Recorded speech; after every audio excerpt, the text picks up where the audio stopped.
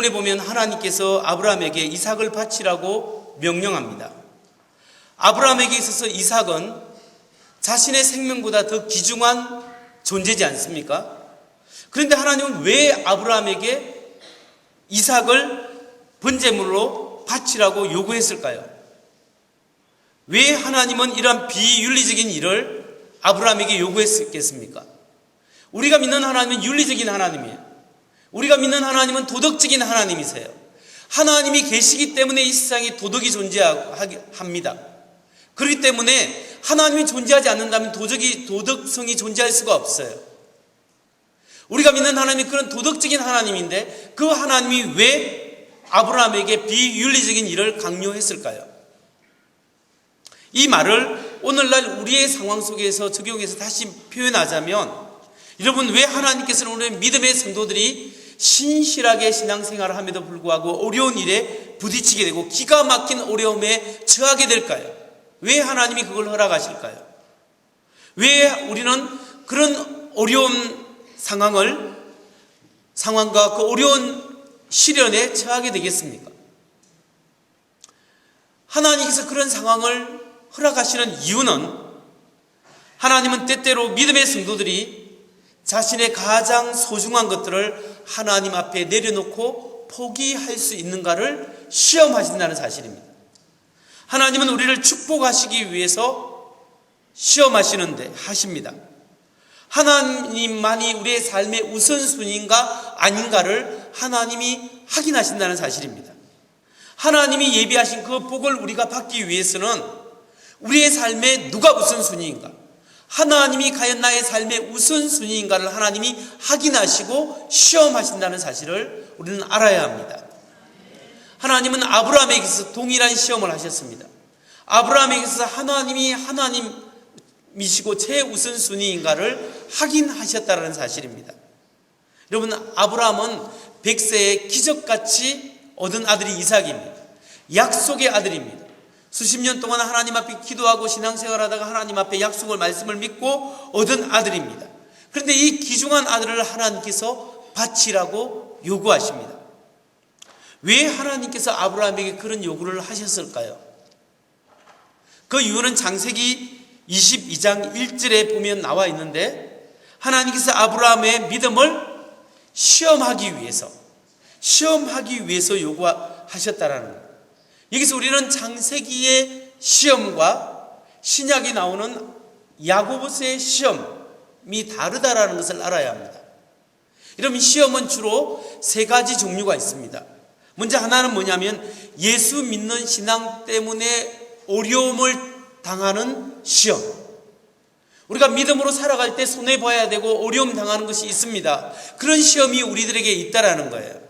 두 번째 시험은 뭐냐면 나의 욕심 때문에 나오는 유혹당하는 것이 있습니다. 나의 욕심 때문에 시험당하는 것, 그건 유혹이거나 때로는 사단이 우리에게 유혹하고 넘어지게 하기 위해서 유혹하는 그 템테이션 같은 유혹이 우리에게 있습니다. 세 번째 시험은 뭐냐면 하나님이 축복하기 위해서 우리 믿음의 그릇을 분량을 청량하는 의미에서 시험이 있습니다. 여러분, 야고보서 1장 12절에 이게 보면 시험을 참는 자는 복이 있도다 할 때, 이때 시험은 어떤 시험일까요? 예수 믿는 것 때문에 어려움 당하는 것이에요. 예수 믿기 때문에 내가 손해보고 할 말도 못하고 그냥 믿음으로 살아가려고 하는 그런 어려움들, 그런 시험을 우리는 당할 수가 있는 거예요. 그리고 두 번째는 야고보서 1장 13절에 보면 사람이 시험 받을 때 내가 하나님께 시험을 받는다 하지 말지니 하나님은 친히 아무도 시험하지 않으신다. 여기서 시험, 하나님이 시험하지 않는다라고 할 때 이 시험은 뭐예요? 하나님은 유혹, 템테이션 하지 않는다라는 것입니다. 이 유혹은 자기 욕심에 미혹되든지 사단의 역사에 의해서 우리가 덫에 놓아져 있는데 우리가 그게 빠지든지 이런 의미에서 시험이에요.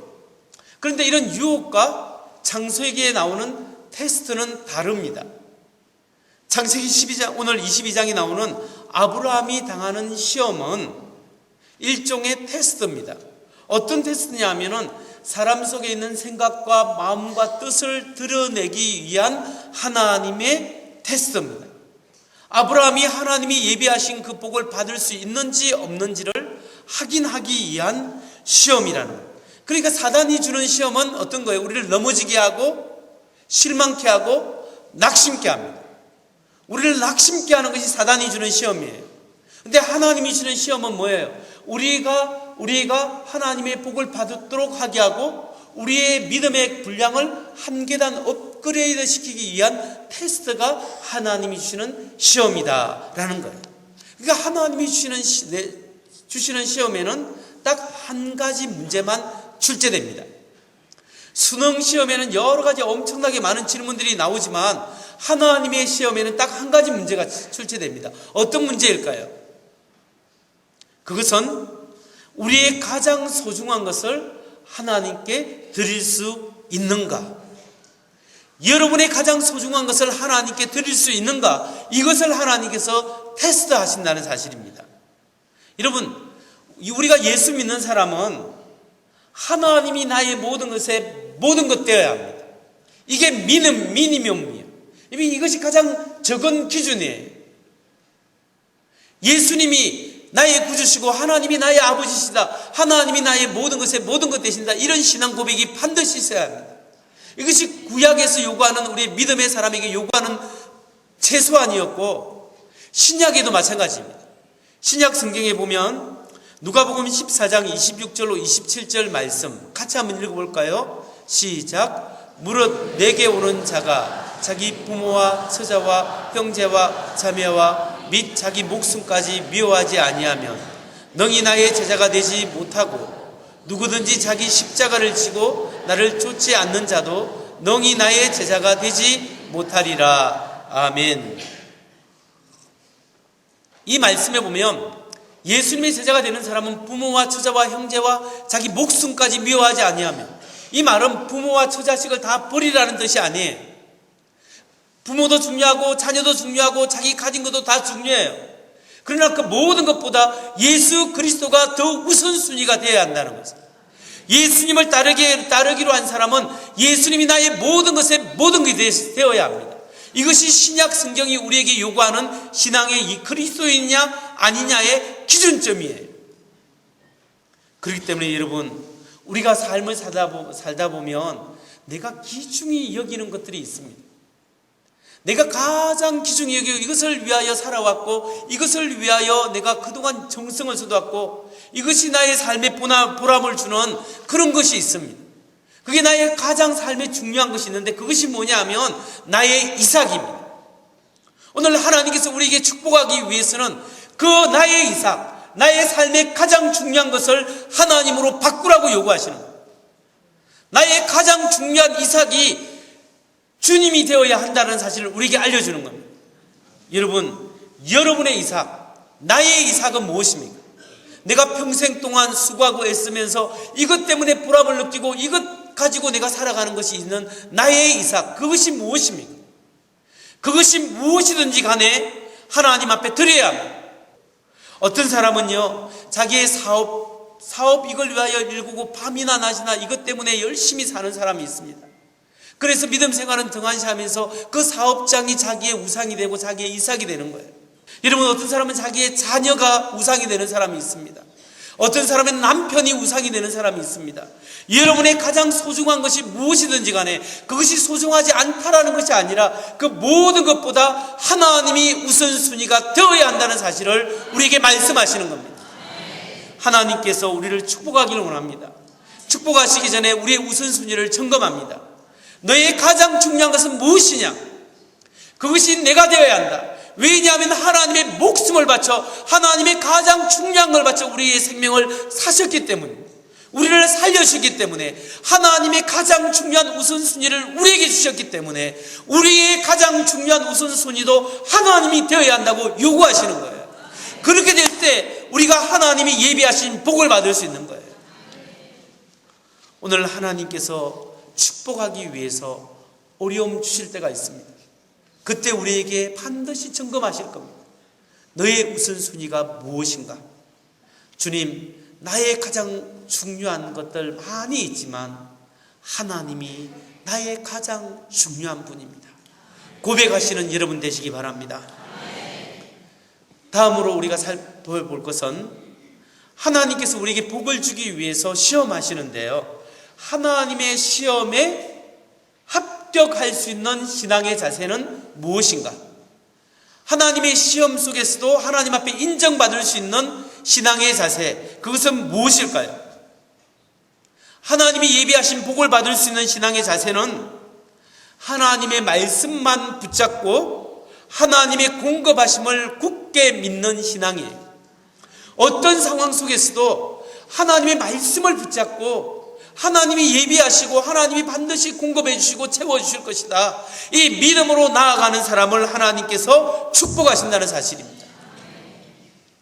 아브라함은 어려운 상황 속에서도 하나님의 약속의 말씀을 부여잡았어요. 그리고 하나님이 예비하시고 공급하시는 것을 굳게 믿었습니다. 여러분, 아브라함이 하나님의 명령을 받았을 때 첫 번째 한 반응이 무엇입니까? 내가 내게 지시하는 땅으로 가서 내 아들을 번제물로 바쳐라 했을 때 아브라함이 하나님께, 하나님 일주일 후에 가겠습니다, 한 달 후에 가겠습니다, 그랬습니까?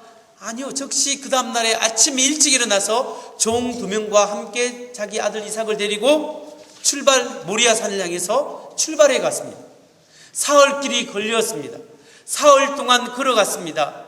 낮에는 더워도 걸어갔고 밤에도 추워도 좀 쉬었다가 또 적당한 때 걸어갔습니다. 여러분, 아브라함이 사흘 동안 걸어가면서 무슨 생각을 했을까요? 지금 아브라함이 놀러 가는 길이 아니에요. 자기 사랑하는 아들, 가장 중요한 아들을 하나님께 바치고 죽이러 가는 거예요. 그럴 때 아버지의 심정이 어떻습니까? 수많은 생각이 마음을 걸어가면서 막 떠오를 거예요. 아마도 별별 생각이 다 들을 겁니다. 하나님께서 이럴 수 있는가? 도덕적이고 윤리적인 하나님께서 어떻게 이렇게 할 수 있는가? 하나님께서 주신 약속의 아들인데 그 아들을 이제 다 키워놨더니 이제 바치라니 이게 말이 되지 않는구나. 정말 기가 막힐 노릇이구나. 이런 생각 들지 않겠어요? 별별 생각을 다 하면서 아브라함은 그 사흘길을 걸어갔을 것입니다. 그런데 여러분, 아브라함이 왜 이 말도 안 되는 하나님의 명령에 순종했을까요? 아브라함이 왜 하나님의 말씀에 순종하여 이삭을 바쳤겠습니까? 그 유일한 해답은 하나님의 말씀이었습니다. 창세기 21장 12절 말씀 같이 한번 읽겠습니다. 시작. 이삭에게서 나는 자라야 내 씨라 칭할 것이니라. 이삭에게서 나는 자라야 내 씨라 칭할 것이니라.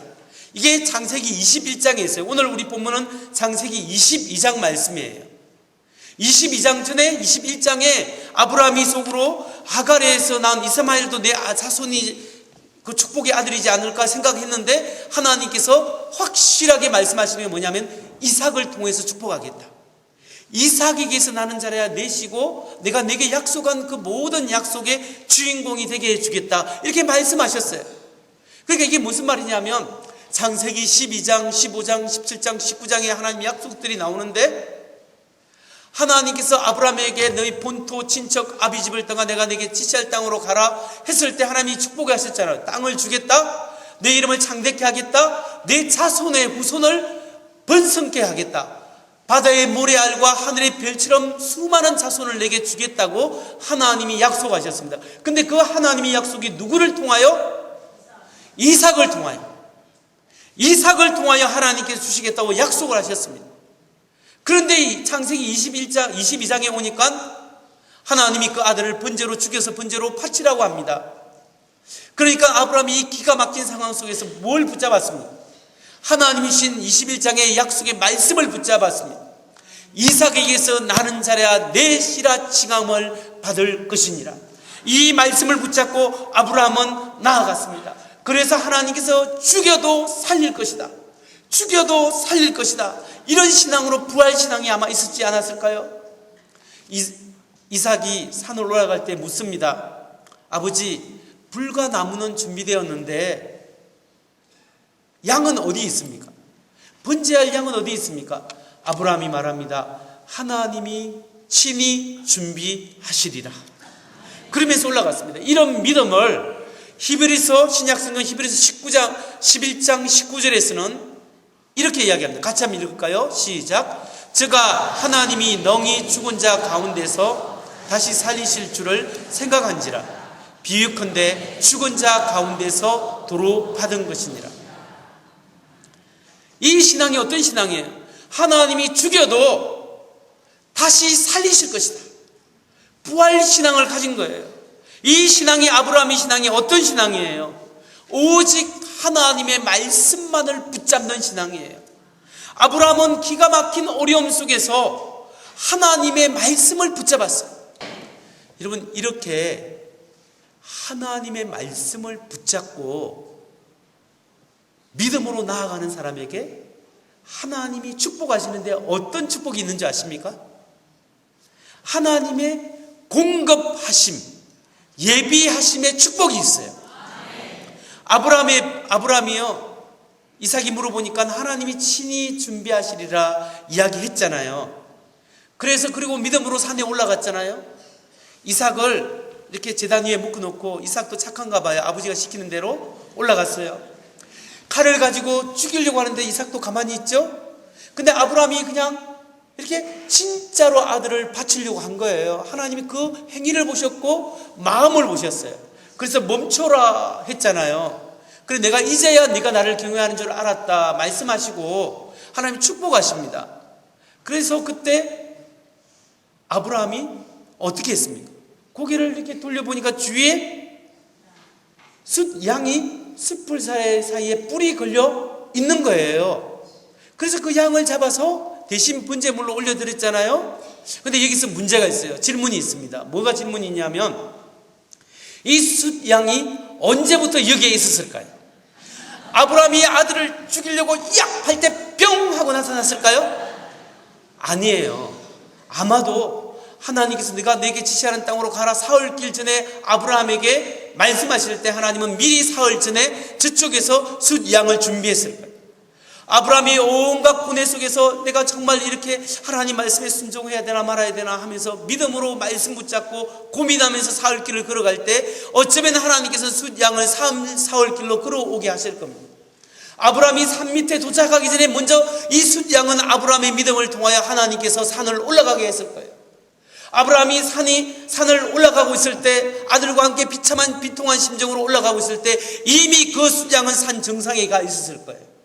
아브라함이 자기 자녀를 죽이려고 이렇게 준비하기도 전에 숫양은 아마 그게 걸려 있었을 겁니다. 이게 뭡니까? 하나님의 준비하심, 하나님의 준비하심, 하나님의 공급하심입니다. 여러분, 우리가 하나님 말씀에 순종할 때 때로는 순종하기 힘들어요. 하나님 이래도 해야 됩니까? 하나님 이것도 해야 됩니까? 하나님 내가 이렇게 억울한데 그래도 해야 합니까? 그런 생각이 많이 들어요. 그럼에도 불구하고 하나님 말씀에 내가 말씀을 붙잡고 지난번 주신 그 은혜가 너무나 감사해서 이제 말씀을 붙잡고 나아갑니다 할 때 하나님이 예비하신 축복을 보이지 않는 하나님의 손은 산 이편에서 준비합니다. 우리가 믿음으로 이렇게 헌신할 때 하나님이 이만큼 먼저 가서 준비하십니다. 우리가 믿음으로 좀 더 헌신할 때 하나님께서 더 헌신하는 준비하십니다. 우리가 믿음으로 나아가고 올라갈 때 하나님은 먼저 올라가서 먼저 준비해 주신다는 사실입니다. 이것이 하나님의 말씀을 붙잡는 사람에게 주시는 축복입니다. 우리가 말씀을 붙잡고 나아갈 때 하나님께서 예비하신 줄 믿으시기 바랍니다. 하나님이 준비하십니다. 하나님이 공급하십니다. 하나님께서 준비해 주신 것을 믿으시기 바랍니다. 이제 마지막 세 번째로, 하나님이 예비하신 축복, 하나님께 인정받는 신앙은 어떤 신앙일까요? 그 사람의 특징은 어떤 특징일까요?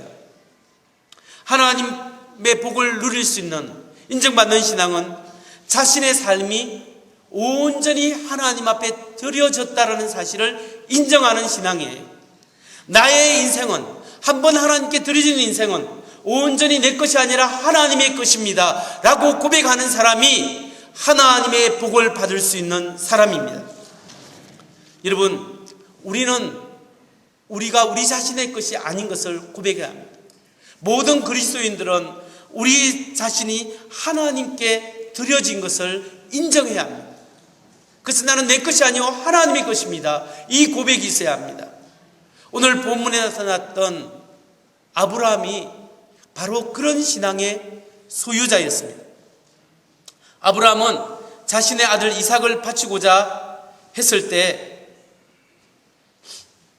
하나님 앞에 그냥 바친 것이 아니라 진짜로 바친 거예요. 그리고 자기의 아들을 온전히 바친 거예요.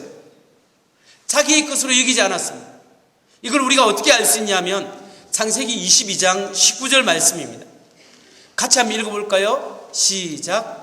이에 아브라함이 그 산에게로 돌아와서 함께 떠나 브엘세바에 이르러 거기 거하였더라. 이에 아브라함이 그 산에게로 돌아와서, 자 보세요. 아브라함이 모리아 산을 향해서 올라갈 때 누구와 올라갔습니까?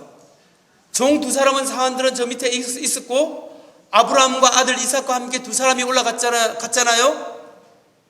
그런데 내려올 때는 누구만 내려온다고 지금 말씀하고 있습니까? 아브라함 혼자 내려온 것처럼 성경은 이야기하고 있어요. 그리고 22장 19절 이하에도 없고 23장에도 이삭의 이름은 빠져 있어요. 24장 이삭의 아내 리브가가 등장할 때까지 이삭의 이름은 성경이 의도적으로 감추고 있어요. 이게 무엇을 이야기합니까? 마치 올라갈 때는 두 사람이 올라갔는데 내려올 때는 한 사람은 죽고 그 아들은 죽고 마치 아버지 아브라함만 내려온 것처럼 성경이 그렇게 의도하고 있다는 거예요. 이게 뭐냐? 하나님 말씀이 우리에게 알려주는 건 뭐냐면 한 번 드려진 인생은 온전히 하나님 것으로 드려졌다는 거예요. 비록 실제로 죽지 않았지만 하나님 죽은 것처럼 여긴다는 사실입니다. 여러분, 우리 예수 믿는 사람도 마찬가지입니다. 우리는 예수 오늘 세례받는 진정한 의미가 예수님이 나의 주님이십니다. 나의 생명입니다. 예수님이 나를 위하여 십자가에 죽을 때 나도 예수 그리스도 내 마음대로 살아가던 나도 예수님과 함께 죽었습니다. 이제 예수님과 함께 새 생명 가운데 내가 부활했는데 누가 부활했냐? 새로운 자, 예수님 안에서 새로운 사람이 주님과 함께 부활했습니다. 그렇기 때문에 나는 주님과 함께 죽고 주님과 함께 부활했습니다. 나는 누구의 것입니까? 주님의 것입니다 라고 고백한 사람들입니다. 이미 우리는 예수의 사람들입니다. 우리는 하나님께 드려진 사람입니다. 그렇다면 이제는 우리는 어떻게 살아야 합니까? 하나님 앞에 돌려받은 인생으로 살아야 합니다. 우리의 삶이 하나님의 것이지만 하나님 앞에 돌려받은 인생이에요. 나는 내 것이 아니라 돌려받은 인생이에요. 하나님께서 하나님의 영광을 위하여 사용하도록 돌려주셨어요. 왜? 하나님의 생명이 우리에게 왔습니다. 하나님의 생명이 왔기 때문에 우리가 살은 거예요. 우리가 하나님 앞에 드렸다 하지만 사실은 하나님이 먼저 우리에게 드린 거예요. 그렇기 때문에 그 은혜와 은총이 너무나 감사해서 오늘 우리는 하나님께 드린다 했지만 하나님의 모든 것을 받았기 때문에 돌려받은 인생, 덤으로 받은 인생, 선물로 받은 인생이기 때문에 나의 삶이 내 것이 아니라 하나님의 것인 것을 인정하며 살아야 합니다. 그렇기 때문에 여러분, 하나님 앞에 드려지는 것에 대해서 주저하지 마시기 바랍니다. 하나님을 위하여 드리는 것을 두려워하지 마십시오. 여러분의 젊음을 하나님 앞에 드리면 하나님의 젊음으로 돌아올 것입니다. 여러분의 비전을, 여러분의 꿈을 하나님께 드리면 하나님의 꿈으로 돌려주실 것입니다. 여러분의 재물을 하나님 앞에 믿음으로 드릴 때 하늘의 부하로 돌려주실 것입니다. 오늘 하나님께서 여러분의 정성과 여러분의 땀과 여러분의 수고를 하나님 앞에 올려드릴 때 하나님께서 기뻐 받으시고 여러분을 축복하고 여러분의 자녀들을 축복하시고 반드시 하나님의 놀라운 은혜와 은총이 여러분의 가정에 충만하게 될 줄 믿으시기 바랍니다.